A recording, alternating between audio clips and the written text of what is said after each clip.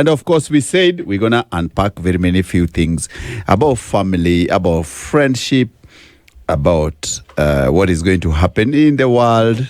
First of all, one of the most interesting things which happened during the year is a judgment by the Court of Law in Kenya that considered house chores by women who are not employed as equal partners with their husbands. And if you are thinking of divorcing your wife and you think she'll walk out empty-handed, no, wallo, it doesn't happen that way anymore, because the court decided that house chores is equal to work. So a lady known as Wamboi went to court during divorce and said she dedicated her time raising their children. And when the husband was trying to get a divorce, the judge gave her 50% of the property. So, and it was equated that that was her contribution. So, ladies and gentlemen, house chores can now be considered as contribution to marital property growth. So if you think that you're going to divorce your wife because she did not contribute in the wealth you are doing or you're making together, woe unto you.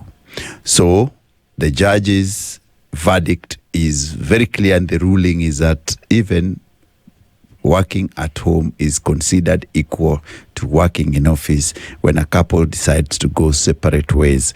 But that's not the only thing we want to discuss today. We also want to look at the problem which we are going to face tonight. Ladies and gentlemen, you know that there's something we call the AGOA. But we go the AGOA trade, which is a preferential treatment of African Growth and Opportunity Act, which was a 25 years agreement with the United States for duty-free access to U.S. market. That agreement expires tonight. You see, for a very long time, envoys from African countries have gone to U.S. to try and persuade President Trump to extend the AGOA Pact, because it's the only way where African goods, especially Kenya and Lesotho, who are the main contributors of that goods which are sold in the U.S. market, to extend it. And I don't know whether the U.S. embassy, the U.S. Government will basically renew it, because if they don't renew it, and the 90% of EPZ jeans you see, which we sell to America, let me break it down for you. Kenya's apparel factory, that is garment factory, which goes directly to the United States, is the only big export we do there. And in 2024, last year, we exported equivalent of 470 million euros and dollars amount of clothes to US. And that supported over 66,000 direct jobs here around EPZ. 66,000. And those 66,000, 3/4 of those jobs are done by women. I mean, so if this treaty is not renewed tonight by Trump the way we anticipate, then there are so many jobs which will be at risk. Because, put it this way, we will lose that revenue of $470 million, and also the 66,000 jobs. These guys will be forced to just send guys home.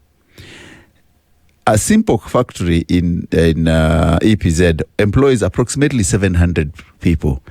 In any one of the factories, 700 people. If you do 700 people times maybe 10 factories there, those are a lot of guys who are really depend on this treaty.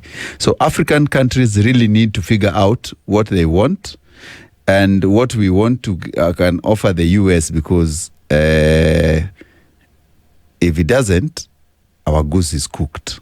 You remember at the last week's UN General Assembly, that trade agenda was one of the highest things which was discussed by even President Ruto and many guys, because the reason why this AGOA business or AGOA deal was penned it was because African states were seen as we needed to get out of aid money, so we wanted to develop our business, and to develop our businesses, we wanted to access markets which are totally, because of duties, we could not access. So AGOA is a duty-free for us in the United States.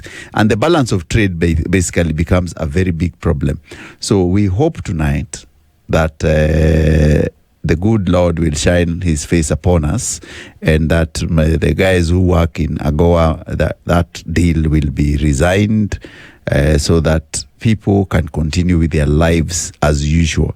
Because if they do not sign it, I tell you, oh my goodness, we are looking at a very grim future for the apparel companies which we see in the EPZ under the AGOA. And I told you AGOA means the African Growth and Opportunity Act.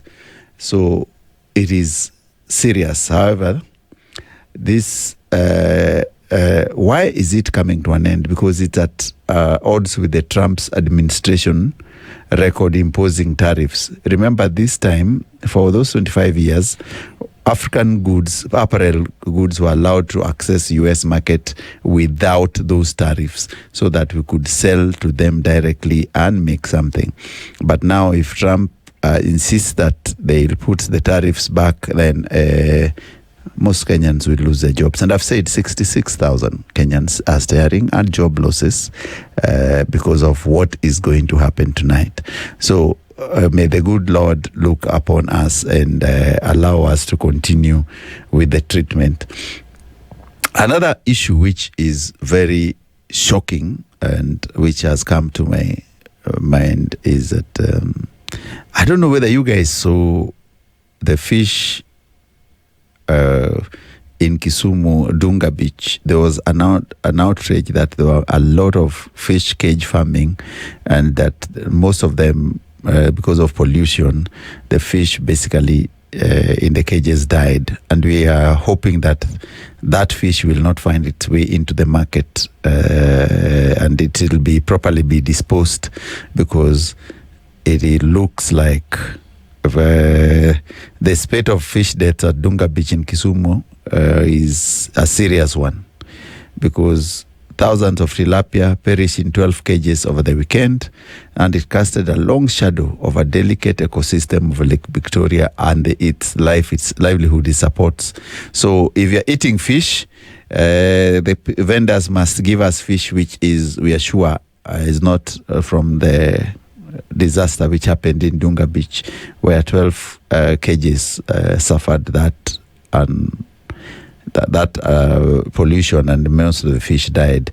So I hope they'll be basically disposed properly, so that it doesn't get in your dinner table. So please be careful on what you eat, because we do not want people eating fish which has died from the lake because of pollution. But this calls for a bigger conversation on how well do we look at the waters that go into Lake Victoria, and how safe do we sustain that ecosystem, because it supports a lot of thousands of people and marine life. The number of cases of people who are committing suicide, I don't know, and it's why are people committing suicide so much? Is it because of the jobs? Is it because of a lack of resources? But there's a problem in our nation today where many people are basically ending their own lives or taking their own lives. And a case in point is this week you saw residents in Naivasha when a lady, a 33-year-old woman, stabbed herself in the chest with a kitchen knife. And the Naivasha area has been a serious case, because 40 cases this year, around the flower town, where these people have always ended up committing suicide, killing themselves, and many other things. So, is it that Kenyans are depressed? What can we do to turn around this issue of people killing themselves? Can't we just talk out our issues? Can't we just negotiate and reach out to one another? Are we not giving people a chance to discuss their issues with one another? Or are we stifling other people's growth? And in families and friends, how do you reach to your relative who is undergoing a lot of pressure? Do we need to have counselors? I saw Kilifi, they are trying to get a number of counselors because that issue is also in Kilifi, and they are trying to get enough counselors to help them counsel people. So there's a big problem in many guys ending up their lives. So we need to have an honest discussion with ourselves and ask, what do we need to do? Because it does not look good at all. It doesn't. And if you know someone who is undergoing something, please direct them to where they can get help. If you are that person who you feel the weight of the world is on your shoulders, there's always another day. There's always the day tomorrow. The day today might be the worst for you, but tomorrow is always a good day. Have a positive outlook in life, because if you look positive for tomorrow, things and your fortunes might change. So I'm just asking you guys, let's look at what is ailing our families, what is ailing our friends. Let's be our friends' keeper. Let's be our family's keeper. Let's look at each other and talk and to one another, not to talk at each other. Let's advise, but also give a lending hand. You see, last week, and lending hand, I mean, TikTok has become very popular, and it has been the main thing. And then you see that many people are going to TikTok and they're helping one another. So TikTok has moved from nudity to flimsy things to actually an area where people can link up together and help those who are needy. And you see that the boy from Odaya, what he did to his father, it was genuine, it was love. And it's good to love our folks. It's good to appreciate our folks. It's good to give our folks a chance to grow together and live in harmony and in peace. So, if you are feeling that you are totally out of that space, just give it time. Do not take your life. Do not do something you will regret because of that spur of the moment. So, we just hope that you are going to be a good citizen. And good citizens are people who talk to one another, understand one another, and live for one another. And of course, if you have something, help your neighbor. Hey, kashilingi kamoja hivi is not so much to ask for someone who is in need. You never know. It can save someone for a meal or two, for a night or a day. And a research was done by the Kenya Demographic and Health Survey a year or two ago about how many partners do Kenyan men and women have in a lifetime. And KDH report explained some very interesting quick facts that the mean number of lifetime sexual partners in men was 7.4. As in a lifetime, every Kenyan man has 7.4 partners. And the mean number of lifetime sexual partners for women was 2.3. Watu wawili watatu. The mean number of sexual partners increases with age, the older you are. With education, the level of education, you have more partners. And with wealth, unajua watu wa kutuma fare, like gentlemen, if you have more money, you can afford to send fare. So I think the research actually captured that. On the women's side, it's also the report was also very interesting in that it indicated that divorced and separated men and women had the highest number of sexual partners in their lifetime compared to the never married. What? And then the mean number of lifetime sexual partners among men in urban areas. Majamaa wale wako mtaa. You know you mtaa guys. You know yourself, was about 8.2 partners. And for women, you are higher with around 2.5. And then, shock of all shocks was that Murang'a had the highest number of sexual partners in men and women. Men had an average of 14.1 in a lifetime. Murang'a. And partners of women had 3.3. So, if you look at the sexual partners in Kenya, and then when I was here listening to the way DJ Cham was mixing that music down about Mr. Chicks, I'm in love with 2 chicks in Kenya. The fair economy is driving cheating. And I've always said, for me, cheating is a poor man's polygamy. But look at the numbers. Numbers don't lie. That the number of sexual partners was highest among the divorced, separated, and widowed. Do you guys agree with these facts? That the highest number of sexual partners are among the divorced, separated, and widowed. And the mean number of lifetime sexual partners among divorced and separated men was 12.7 partners, while women, it is 3.1 partners. This was higher than in married and never married men and women, with the mean lifetime sexual partners is in never married men being only 6.1 and women 2.4. So the widowed are double the size.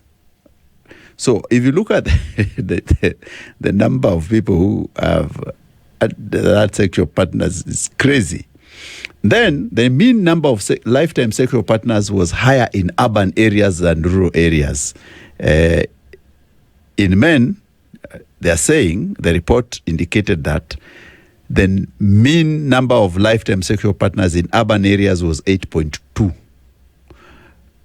In contrast to the lifetime sexual partners among women living in rural areas with 6.1. And for women is 2.5 and 2.4. Not a big difference, but there is a slight difference there. But for men is drastically large. The mean number of lifetime sexual partners was highest in more educated men than more educated men and women. And it showed that the cheating age, let me reveal for you the cheating age. Where? That the men post-secondary education was the highest with 8.4. People who've not gone to secondary education and below, they're at 6.5. The people who stopped schooling in primary school is 7.9. And the people who didn't go to school completely, no education, is 5.8 for men. For women, it's 1.6. But if I go to the number of lifetime, the people who cheat, between ages 40 and 49 is the highest number of people with multiple partners. Kutoka hapo ndio you guys, you are on another level. I think that's the time you have more money. It says that the mean number of sexual partners in Kenya increases with age. In men, the number of sexual partners was highest among those aged 40 to 49, with an average of 8.7 partners. Yeah. And it was lowest in men between 15 and 24 with an average of 5.1 lifetime sexual partners. So we can see, majamaa wa 40 and above, you guys are sending too much fare. And you have more opportunity because you have more wealth. And some of you probably have gone for better education, have masters and the rest. So it shows that the fair economy is not just about to end in this country as long as we continue to have that schooling, we have people looking for wealth and all that. But also, it was interesting to note that in women, Muranga had the highest number of women with lifetime partners, followed by Siaya, followed by Bungoma. So let me put it in numbers. Muranga had 3.3, Siaya 3, Bungoma 2.8, Busia 2.8, Nyandarua 2.7, Kitui 2.6, Nyeri 2.6, Kiambu 2.6, Elgeyo Marakwet 2.6, Kericho 2.6, Nairobi 2.6. The counties with the lowest mean on number of sexual partners among women were Marsabit 1.2, Mandera 1.3, Wajir 1.3, Garissa 1.3, Kwale 1.3 and Turkana 1.4. The rest, nyinyi ni washirati. So it is important to know. So that's how it is trending, dear ladies and gentlemen. So the fair economy is not just about to end. It's getting nasty. And if you want to do this, man, just make sure that you use a bit of protection, because the numbers don't lie. So it means that people are out there not only cheating, but they have, in their lifetime, they have very many sexual partners. The political by-election, and let me tell you, today, the former Rongo MP, Dalmas Otieno's required mass was taking place in the city of Nairobi, and many leaders really eulogized Dalmas Otieno for who he was and what he stood for. What I know is that Dalmas was one of the finest Africans, Makerere graduate, someone who really performed well in school. So it's sad that the FINRO is about only politics, but not his academic achievements, because he was a rare man with a sober academic mind and someone who really did well in matters of building the body of knowledge for Africans at that time, because he was among the pioneers of Makerere University. So it's always good to know that some people, apart from politics, which takes the center stage, there were academicians and people who really contributed very much in the nation building. So you know that the by-elections are just about to go in many constituencies, and it seems that Gachagwa's DCP party is not having it is easy, because some of the contestants have been decamping. I don't know what's going on. Is it that the UDA juggernaut is buying out these guys, or are they just stepping down because they want to step down? Is there anything that does not meet the eye? Because we see that it's only the contestants from DCP who are not going to the ballot. They are saying, some of them have dropped out in unclear circumstances, and it seems that someone is oiling their hands on the side. I don't know, but we need to know. And yesterday, the Facebook page of the mightiest prophet of the Lord, Prophet Owor is a very good friend of mine, though. The mighty prophet is a good friend of mine. But now the mighty prophet, his Facebook was hacked yesterday, and the followers are saying those are evil spirits. Let me tell you, Kenyans, the Minister of Repentance was left in shock after David Owor's official Facebook page was hacked, sparkling a flurry of reactions online. Screenshots of widely shared on social media showing netizens warning members of the church to be cautious of any new posts on the account, which enjoys over 178,000 followers. Now, what did these guys post on the Mighty Prophet's Facebook? The new avatar features are seen. They posted an avatar feature which a scene from Mad Max, Fury Road 2015, an action film set in dystopian wasteland.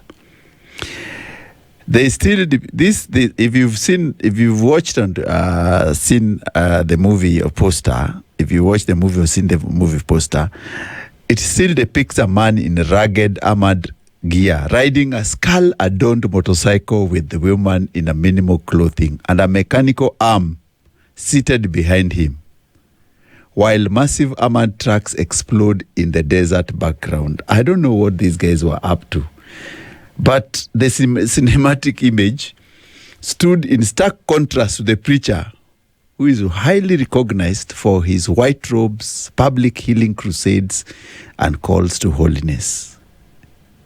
So, the guys who hacked have decided to put a movie cover on the Mighty Prophet's Facebook. And if you don't know who Prophet Owuor is, ladies and gentlemen, Prophet David Edward Owuor is a prominent Kenyan religious leader, a former scientist with PhD in molecular genetics. But he no longer practices medicine. Now he does preaching, and he got a divine calling in 2003, and he refers himself to the mightiest prophet. But Kenyans are saying, at a prophet wasamehei, they have decided to hack his account. But the question I would ask is a fantastic framing of what we need to do to make our country great again. But there's a poet and a hip-hop head, for that matter, if you've known Jill Scott Heron, who wrote, "The revolution shall not be televised." I don't know whether DJ Cham has that song, "The revolution shall not be televised," but the revolution shall be live. So we hope to, in our lifetime, to see a better revolution for economic prosperity, dignity, and our livelihoods to improve, better jobs for the youth, and Gen Zs to get what they desire.